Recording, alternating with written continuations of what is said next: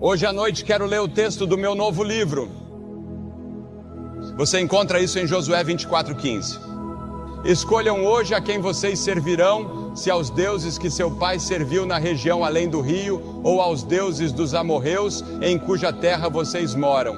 Mas quanto a mim e a minha casa, serviremos ao Senhor.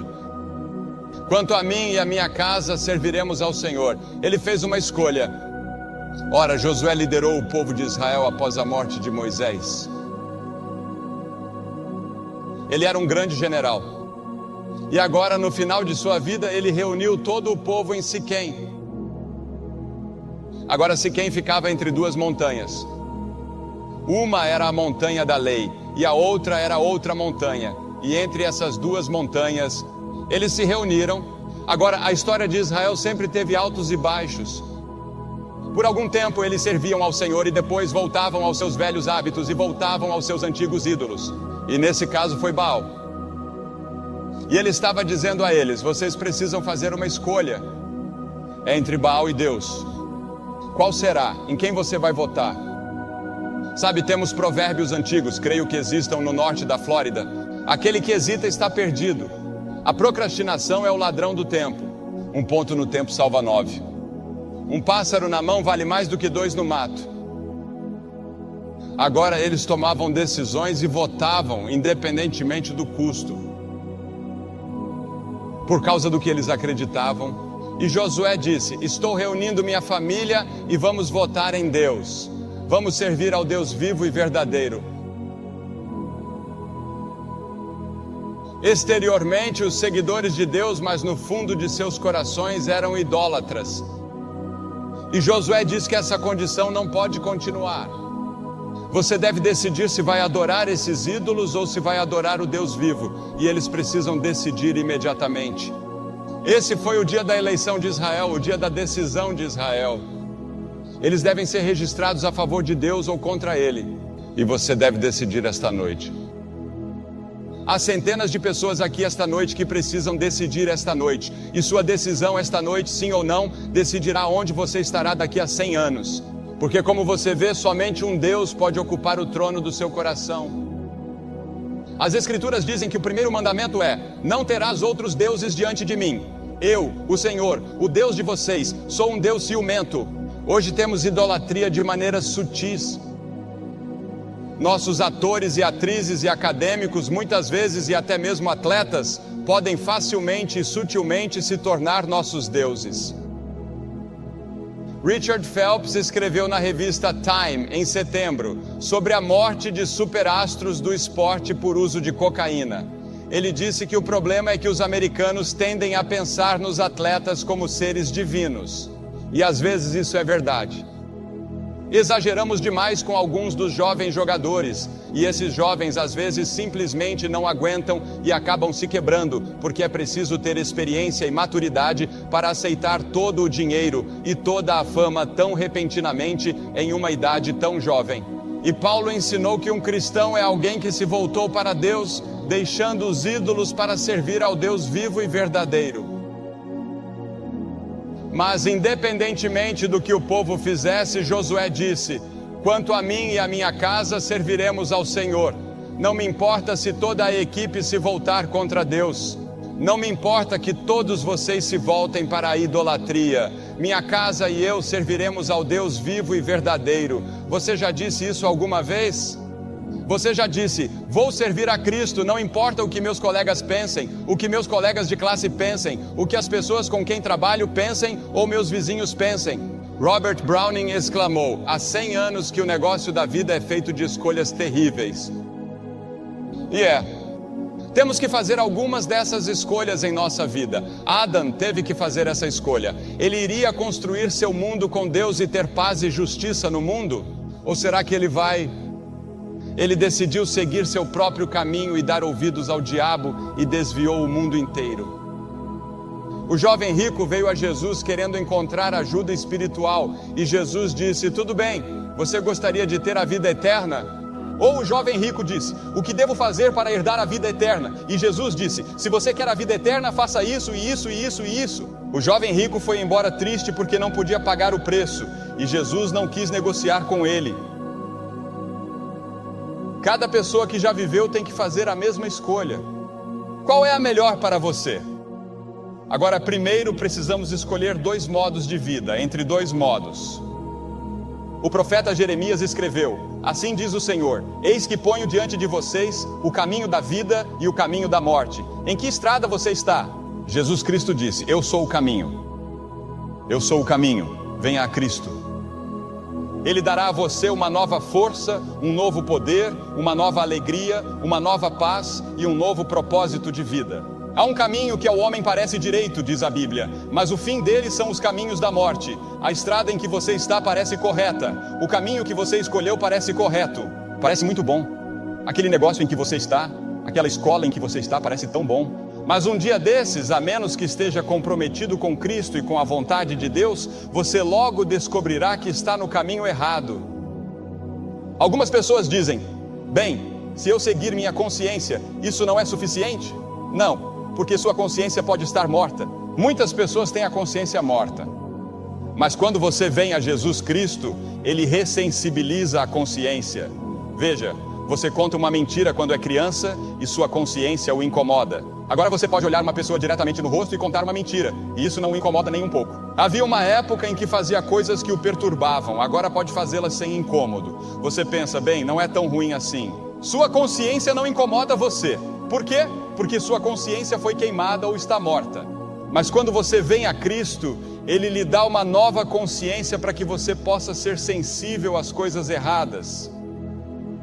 As pessoas dizem: bem, sendo sincero, se eu for sincero na vida, isso não é suficiente? Não, isso não é suficiente. Você pode ser sincero. Certa vez, quando eu estava doente, minha mãe foi muito sincera e me deu iodo por engano. Ela pensou que estava me dando remédio para tosse, mas estava errado, sinceramente errado. Ou eles dizem: bem, se eu faço tantas coisas boas para as pessoas, sorrio para elas e sou amigável com elas, você não acha que Deus entende se eu cometer um pequeno pecado de vez em quando? Ele entenderá. Ele é um bom Deus. Ele é um Deus amoroso e tudo isso. Não, Deus não entende. Se você conhece Cristo, então esses pecados são perdoados. Mas você sabe, não somos salvos por nossa bondade e nossas próprias obras, certo? Venho de um país, a França, onde muitas pessoas pensam que são salvas por suas boas obras. Isso lhes foi ensinado desde a infância como parte da religião. Mas você não é salvo por boas obras. Você é salvo pela graça de Deus, pois é pela graça que somos salvos, por meio da fé, que não vem de vocês, nem das obras, para que ninguém se glorie. Se eu fosse salvo por minha própria bondade, chegaria ao céu e andaria por lá, me gabaria e diria: veja o que fiz para chegar até aqui. Eu era um bom menino. Mas todos nós somos pecadores, nenhum de nós merece estar no céu. Deus diz que devemos ser tão santos quanto Ele, não posso ser tão santo quanto Deus. O que ocorre? Cristo veio, morreu na cruz e derramou seu sangue para me proporcionar uma santidade que eu não tenho naturalmente. E Ele fornece uma roupa, um tecido de santidade para mim e uma justiça que não mereço. Depois há quem diga: bem, me reformei? Sim, você pode reformar o resto de sua vida, mas não é só isso. Você precisa vir a Cristo, entrar pela porta estreita e andar pelo caminho estreito. Portanto, você tem uma opção. Você precisa votar em uma vida ou na outra. Qual será? Uma vida de entrega a Cristo como Senhor e Salvador, ou uma vida em que você se entrega a si mesmo e a seus próprios desejos, prazeres, luxúria, ganância e ciúmes? E então você terá que escolher entre 2 mestres. Jesus disse: ninguém pode servir a 2 senhores, porque ou há de odiar um e amar o outro, ou se apegará a um e desprezará o outro. Você não pode servir a Deus e ao materialismo. Precisa fazer uma escolha. Se você desprezar o outro, não poderá servir a Deus e ao materialismo. Você deve escolher não apenas 2 modos de vida, não apenas 2 mestres, mas você também precisa escolher entre 2 destinos. Qual é o destino de vocês? Onde você estará daqui a 50, 100 anos? Estarás em algum lugar. O verdadeiro você, seu corpo, talvez esteja na sepultura, mas você, o verdadeiro você, sua alma, seu espírito, a coisa que pensa e se lembra e ama e assim por diante, essa é a parte de você que viverá para sempre, seja no céu ou no inferno. e você tem que fazer uma escolha entre os dois. Salomão escreveu sobre o caminho para o inferno em Provérbios 7. C.S. Lewis, o grande professor de Cambridge e Oxford, costumava enfatizar que ninguém jamais teve tanto a dizer sobre o caminho para o inferno quanto Jesus Cristo, e ele estava certo. Por outro lado, ninguém jamais falou do céu com tanta clareza e autoridade como Jesus Cristo. Um dos programas mais populares da televisão no ano passado foi intitulado Highway to Heaven. Jesus Cristo é a estrada para o céu. Ele disse: na casa de meu pai há muitas moradas. Estivemos na Romênia no ano passado realizando reuniões e havia milhares de pessoas a perder de vista.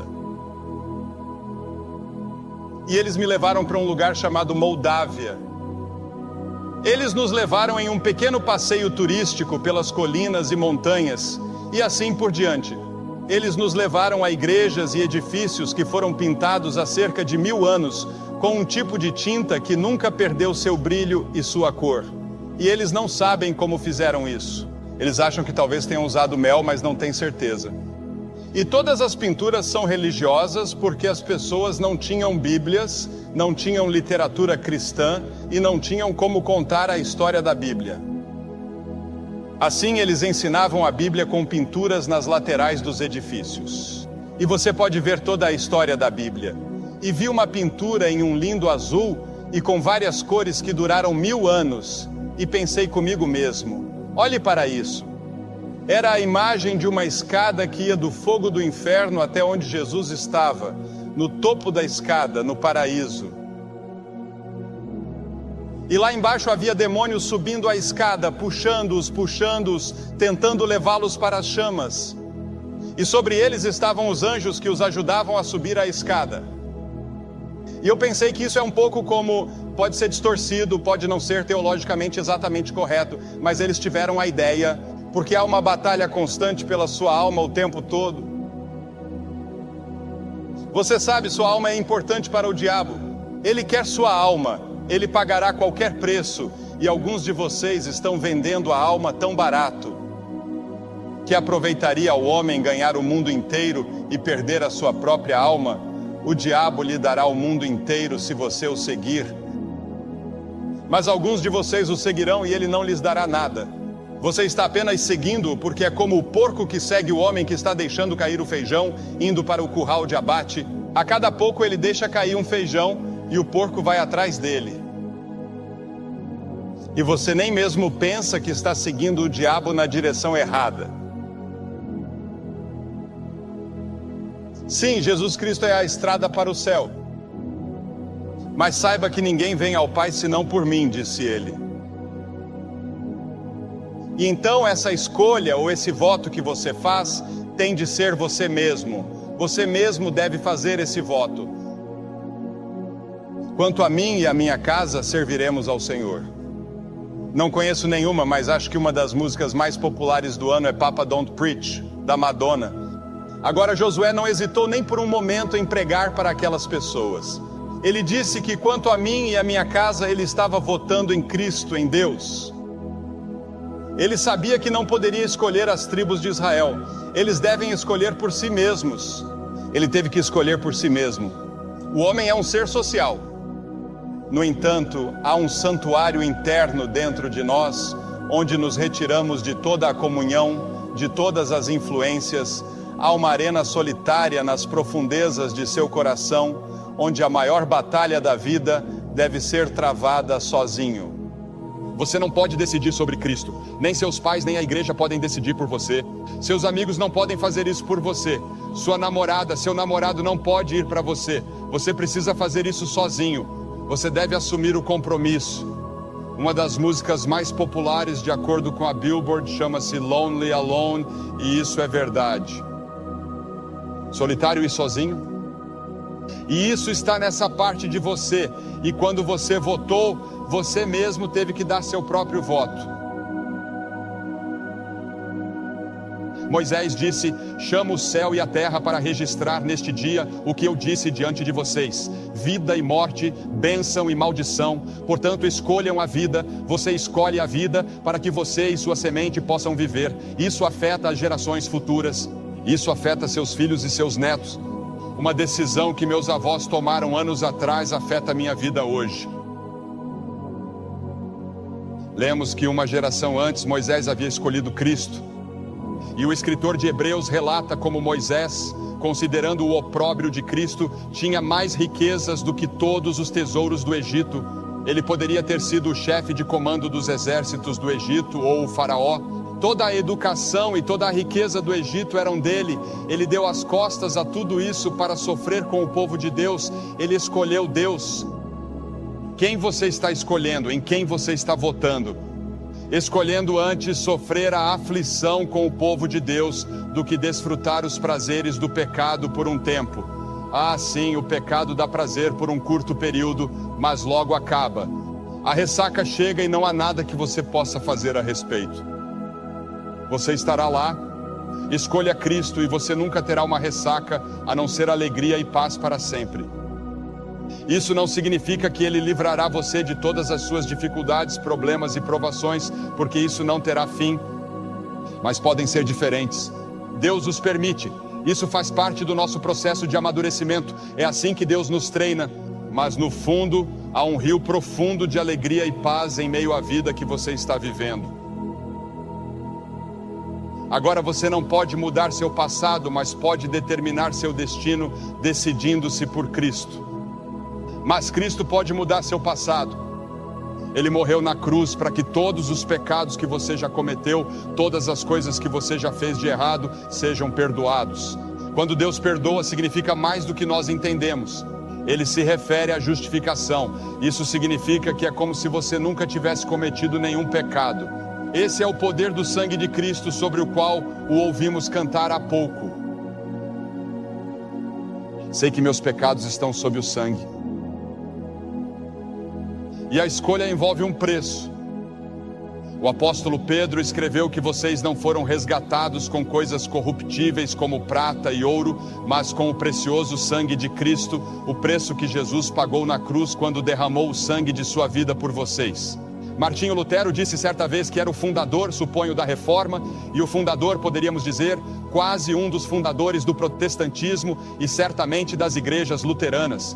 Ele disse que, quando olho para mim mesmo, não sei como posso ser salvo, mas quando olho para Jesus, não vejo como posso estar perdido. João Calvino, que fundou a teologia reformada em um sentido, e a igreja presbiteriana, disse: sobre uma vida que não vivi, sobre uma morte que não morri, penduro toda a minha eternidade. Eu a penduro em Jesus. John Wesley, o fundador do metodismo, quando estava morrendo, disse: minha mente está quase acabando. Lembro-me apenas de duas coisas. Sou um grande pecador, mas Jesus é um grande Salvador. Cristo é um grande Salvador. O que precisa fazer? Arrependa-se de seus pecados. Isso significa estar disposto a mudar seu modo de vida. Talvez você não tenha poder para fazer isso. Talvez você não tenha força para abandonar alguns dos hábitos que sabe que são errados. Talvez você não tenha poder para se apaixonar novamente por sua esposa. Talvez você não tenha poder para mudar toda a sua vida que você sabe que precisa ser mudada. Mas se você se render a Cristo, Ele lhe dará o poder. Você diz: bem, Billy, não sei mais o que fazer, fui batizado, entrei para a igreja e assim por diante, mas não tenho realmente paz, alegria e poder em minha vida. Tudo isso de que você está falando, como faço para obtê-lo? Se você não tem certeza de que está pronto para encontrar Deus, se não tem certeza de que vai para o céu, e se não tem certeza de que seus pecados estão perdoados, venha e certifique-se disso esta noite. Acredito que nenhum de vocês está aqui por acaso esta noite. Acredito que você está aqui nesta noite em particular, porque esta é a noite em que você deve encontrar Deus de uma nova maneira e recebê-lo em seu coração. E essa é uma decisão urgente, pois adiar torna a decisão certa mais difícil. A indecisão em si é uma escolha. Não decidir é decidir não decidir. Se você tem uma passagem para um voo para Atlanta hoje à noite e não consegue decidir se vai ou não, se esperar até o horário de partida, a escolha já terá sido feita. O avião vai decolar sem você. As decisões são tomadas, quer você as tome ou não. O tempo decide se você não o fará. E o tempo sempre decide contra você. Joel disse: coloque você na foice, pois a colheita está madura. Venham vocês, multidões, multidões, para o vale da decisão, pois o dia do Senhor está próximo no vale da decisão. Agora é o tempo aceito, diz a Bíblia. Venha agora enquanto você pode. Você pode não ter uma chance amanhã. Hoje é o dia de você votar totalmente em Cristo. Sir Walter Scott, a mais importante das 3 letras do idioma inglês, ele disse que eram N-O-W. Ora, Bartimeu era um homem cego. Jesus estava passando por sua cidade, a pequena cidade de Jericó, e ele era cego. E teve um momento em que clamou e disse: Jesus, tem misericórdia de mim. Jesus, filho de Davi, tem misericórdia de mim. E as Escrituras dizem que alguém lhe disse que era Jesus, que Jesus de Nazaré estava passando. Ele aproveitou aquele momento. Acredito que toda essa cruzada foi planejada, orada e organizada, e fomos trazidos aqui talvez só para você. Quando cheguei aqui, eu disse às pessoas que achava que tínhamos vindo para Tallahassee por causa de uma pessoa. Não sei quem é essa pessoa, mas você pode ser a pessoa, e valeria a pena todo o esforço para você, porque veja bem, Cristo teria morrido na cruz se não houvesse ninguém além de você. Nos penhascos escarpados e castigados pelas ondas da costa oeste da Escócia, um homem estava coletando os ovos das aves marinhas que fazem seus ninhos. Ele havia sido descido do topo do penhasco por uma corda até a borda onde estavam os ninhos. Mas em um momento de descuido, ele deixou a corda escapar de sua mão. Ele sabia que o primeiro balanço da corda seria sua única chance, e com todas as forças de seu corpo e mente, pulou para a corda. Ele a aproveitou e foi salvo. A corda está balançando em sua direção, a corda da salvação da cruz e do túmulo vazio. Deus está dizendo: aproveite. A Bíblia diz: chegará um dia em que me invocarão, mas eu não responderei. Eles me buscarão de madrugada, mas não me acharão, porque odiaram o conhecimento e não escolheram o temor do Senhor. Chegará um dia em que você clamará a Deus, mas será tarde demais. Venha agora. Talvez nunca mais haja algo assim em sua vida em Tallahassee, nunca mais quando você estiver tão perto do reino de Deus. Vou pedir a você que faça algo que vimos várias centenas de pessoas fazerem nos últimos 2 dias. Vou pedir a você que se levante de seu assento, venha e fique de pé em frente a esta plataforma e diga: ao vir, entrego meu coração a Jesus Cristo. Quero ter certeza que estou pronto para encontrar Deus. No primeiro dia em que estivemos aqui, veio a esposa de um pastor. Vieram pessoas do coral. Veio um contínuo. E Deus está falando com você. Você pode ser o melhor cristão da cidade, pelo que as pessoas pensam, mas no fundo, você sabe que não é. Você precisa se render a Cristo e fazer dele o Senhor e Salvador de sua vida. Por que peço que você se apresente? Porque cada pessoa que Jesus chamou no Novo Testamento, Ele chamou publicamente. Ele disse: se você não estiver disposto a me reconhecer diante dos homens, eu não o reconhecerei diante de meu Pai que está nos céus. Ele morreu na cruz publicamente por você. Agora você deve vir publicamente e dizer sim a Ele. Vou pedir a todos que estejam em atitude de oração quando vocês se levantarem e vierem. Homens, mulheres, jovens, votem hoje à noite e votem em Jesus. Sabe que precisa dele. Vamos aguardar você rapidamente lá de cima e por aqui. Deus está falando com você. Você vem.